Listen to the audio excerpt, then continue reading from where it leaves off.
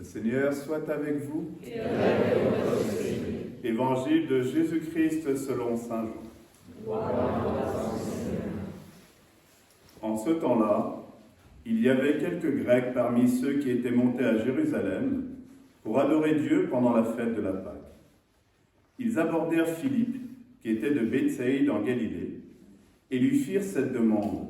« Nous voudrions voir Jésus. » Philippe va le dire à André, et tous deux vont le dire à Jésus. Alors Jésus leur déclare, « L'heure est venue, où le Fils de l'homme doit être glorifié. Amen, amen, je vous le dis.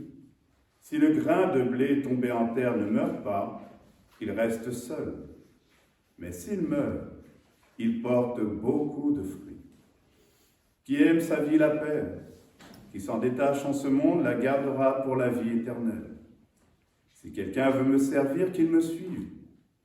Et là où moi je suis, là aussi sera mon serviteur. Si quelqu'un me sert, mon Père l'honorera. Maintenant mon âme est bouleversée. Que vais-je dire? Père, sauve-moi de cette heure. Mais non, c'est pour cela que je suis parvenu à cette heure-ci. Père, glorifie ton nom. Alors du ciel vint une voix qui disait, je l'ai glorifié et je le glorifierai encore. En entendant, la foule qui se tenait là disait que c'était un coup de tonnerre. D'autres disaient, c'est un ange qui lui a parlé. Mais Jésus leur répondit, ce n'est pas pour moi qu'il y a eu cette voix, mais pour vous.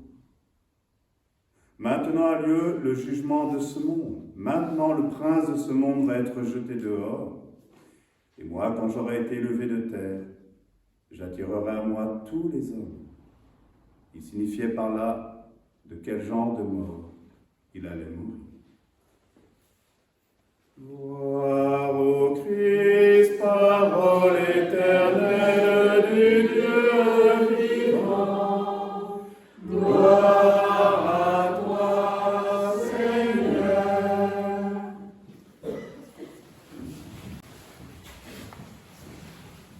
Ce n'est pas pour moi qu'ait lieu cette voix, mais pour vous. Tous les témoignages, toutes les paroles que Dieu veut graver dans nos cœurs pour que nous puissions comprendre ses attentes à travers tous ces appels répétés. Le Seigneur ne cesse de vouloir nous rejoindre pour nous rappeler cette alliance qu'il a conclue avec notre humanité.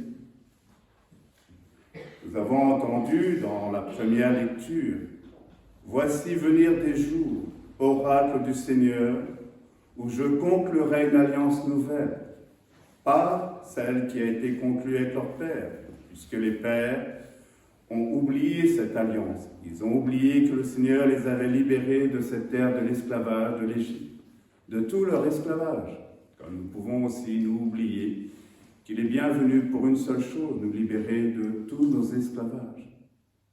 Parce que Dieu nous veut libres. Pour pouvoir être témoins de liberté, redonner la liberté au monde enchaîné dans lequel nous vivons. Une alliance nouvelle constamment renouvelée avec lui dans sa miséricorde. Pour nous redire aussi que nous sommes appelés à devenir instruments de sa miséricorde pour le monde. Oui, tirés de ce pays d'Égypte, de cette terre d'esclavage, comme nous sommes invités, nous aussi, à le laisser nous libérer, en le laissant nous conduire et en mettant en pratique sa parole. Voici quelle sera l'alliance que je conclurai. Pour eux et en eux, en la personne de mon Fils. C'est bien en prenant notre chair qu'il vient restaurer tout notre être.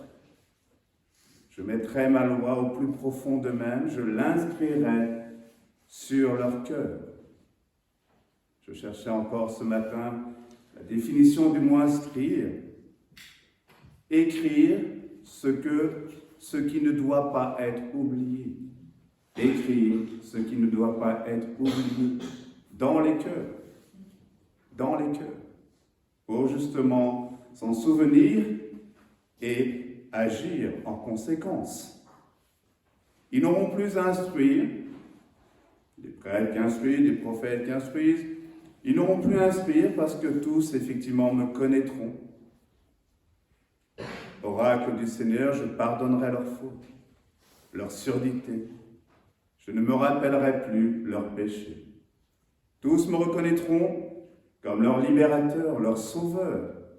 Ils n'auront plus peur de faire la vérité en eux-mêmes pour naître à la vérité qui éclaire et dissipe les ténèbres et dissipe toutes les ténèbres de la terre. Oui, cultivons en nous, frères et sœurs, et autour de nous la civilisation de l'amour. C'est ce que nous donne à entendre le psalmiste. Pitié pour moi, mon Dieu, dans ton amour, selon ta miséricorde, efface mon péché. Lave-moi tout entier de ma faute, purifie-moi de mon offense. Crée en moi un cœur pur, mon Dieu, renouvelle et raffermis au fond de moi mon esprit. Rends-moi la joie d'être sauvé. Rappelle-moi qu'il est venu précisément pour me sauver et nous sauver, qu'il a donné sa vie pour moi et pour le monde entier. Il n'est pas venu simplement pour faire des miracles. Il n'est pas simplement venu nous dire qu'il était le Fils de Dieu. Il n'est pas mort sur la croix simplement pour nous montrer son amour, mais bien pour crucifier dans sa chair tous les péchés du monde, pour bien crucifier dans sa chair et dans notre chair toutes nos peurs. Oui, ô pécheurs, j'enseignerai tes chemins, vers toi reviendront les égarés. Éclaire-moi, éclaire-nous, et sauve-nous. Inscris et grave en nous ta parole, pour retrouver et ne pas oublier la joie du salut. Cette joie, c'est cette joie que le Seigneur nous invite à porter à tous ceux et toutes celles vers qui il nous envoie. Nous ne sommes pas là pour dire simplement que nous serions des gens sympathiques et puis aimants. Non. Nous avons une mission. Et la mission, c'est d'annoncer ce salut, de sauver ce monde. Alors quand j'entends un président de la République qui parle effectivement de fraternité lorsqu'il s'agit de donner la mort, je peux sérieusement m'interroger, me dire, mais Seigneur, il est urgent d'agir. J'entendais hier l'évêque de Paris dire, oui, la loi a été votée. La loi a été votée. Mais ce n'est pas parce que la loi a été votée qu'il faut se taire. Et que là, c'est notre responsabilité de chrétiens à nous tous, de témoigner. Et de témoigner effectivement que la civilisation de la mort ne l'emportera jamais sur la civilisation de l'amour. Mais nous, chrétiens, nous avons effectivement des outils entre nos mains. Alors ne nous contentons pas de gémir ou de récriminer sur ce qui se passe. Agissons et mettons en pratique ce que Dieu nous demande, sa miséricorde, son pardon, pour le salut, parce que ce qui arrive, c'est notre responsabilité à tous. Il est beaucoup plus facile, effectivement, de se dire, ce sont les autres. Nous sommes tous responsables. D'autant plus si nous recevons la parole. Mais si nous ne la mettons pas en pratique, ne nous étonnons pas de ce qui arrive. Jésus-Christ, lui, Fils de Dieu, du Dieu vivant, du Dieu unique, n'a pas craint de prendre sur lui tous les péchés du monde pour les déposer dans les mains de son Père, dans les mains de la miséricorde de son Père. Et en demandant cette parole, Père, pardonne-leur, ils ne savent pas ce qu'ils font. Qui sommes-nous invités à imiter? Est-ce que nous sommes les membres de son corps? Saint Paul, dans la seconde lecture, nous dit que c'est bien le Christ dans la chair qui offrit dans les larmes des prières qui pouvaient le sauver de la mort, qui pouvaient nous sauver de la mort éternelle. Le comprenons-nous? Il a appris par ses souffrances l'obéissance. Lui, le Fils unique de Dieu, il a obéi à son Père jusqu'à mourir sur la croix pour nous. Et nous, que faisons-nous de cette obéissance? Oui, il est devenu pour tous ceux qui lui obéissent cause du salut éternel, cause du salut éternel. Le salut est offert à tous, mais si nous ne venons pas le recevoir des mains de notre Père, comment s'étonner effectivement que les lois continueront à aller dans la direction de la mort? Nous avons des responsabilités, frères et sœurs, devant notre Dieu et devant nos frères et sœurs en humanité. Le Christ cause du salut éternel pour tous ceux qui acceptent de porter avec lui le poids des péchés du monde pour traverser toutes les souffrances jusqu'à celle de la mort. Oui, cultivons en nous et autour de nous la civilisation de l'amour. Pourquoi le Christ est mort pour nous? C'est bien pour le salut de tous, pour le salut du monde et pour la rémission des péchés du monde. N'oublions pas, sans cesse, nous sommes entrés dans ce temps de carême. Convertissez-vous et croyez à la bonne nouvelle. Convertissez-vous pour convertir le monde. Croyez à la bonne nouvelle pour être porteur de bonnes nouvelles pour ce monde. Dans l'évangile, les Grecs, les païens, abordent Philippe et lui font cette demande. Nous voudrions voir Jésus. Combien de frères et de sœurs, combien de présidents ne voient plus Jésus, n'entendent plus la bonne nouvelle? À nous de le leur faire entendre. Oui, pour voir Jésus et pour le présenter, il faut parler de lui, il faut témoigner de lui, jusqu'à ce que sa parole ensemence les cœurs. Nous avons des outils dans nos mains. Dieu nous demandera: qu'avez-vous fait, effectivement, de ce que je vous ai donné pour vos frères? Je ne vous ai pas donné cette parole simplement pour vous retrouver entre vous, mais pour agir dans le monde concrètement et sérieusement, et ne pas récriminer contre le monde, mais demander humblement la miséricorde de Dieu pour le monde entier.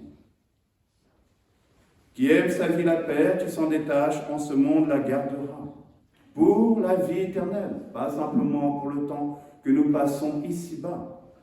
Qui donne sa vie sur la terre donne la vie au monde, et sauve la vie du monde avec le Christ.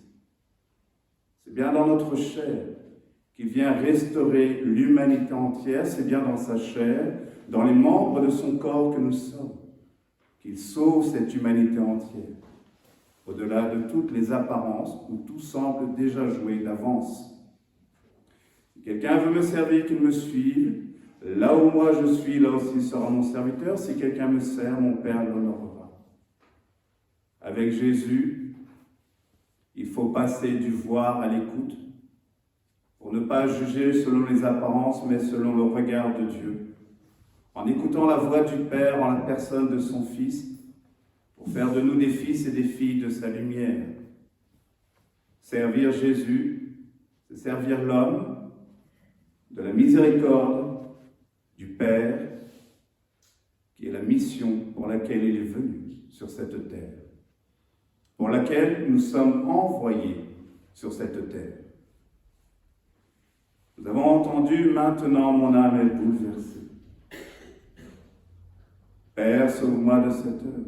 Mais non, je suis parvenu à cette heure-ci pour cela, pour te glorifier. Alors Père, glorifie ton nom.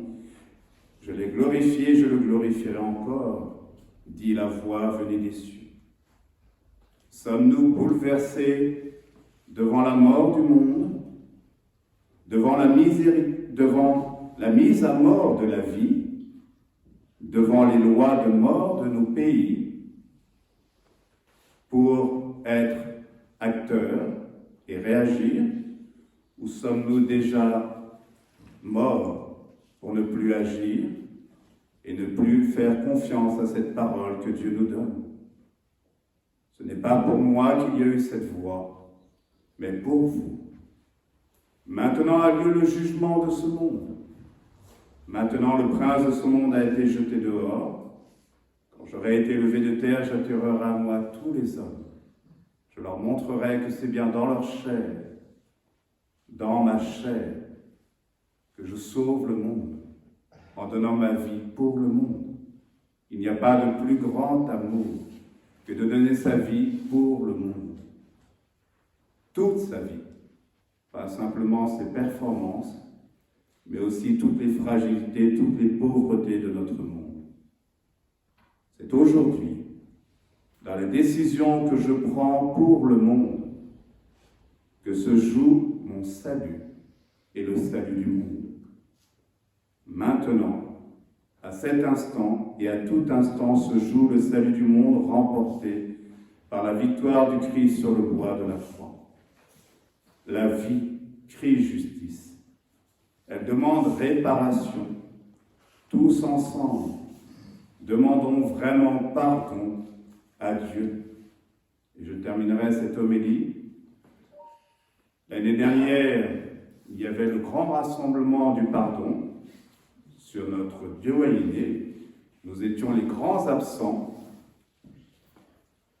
J'espère que cette année, le 22 mars, vendredi prochain, de 20h30 à 22h, dans une église remplie comme l'année dernière, que vous continuerez justement à répondre à ces appels et à demander pardon pour toutes les lois de mort qu'on nous assomme. Amen.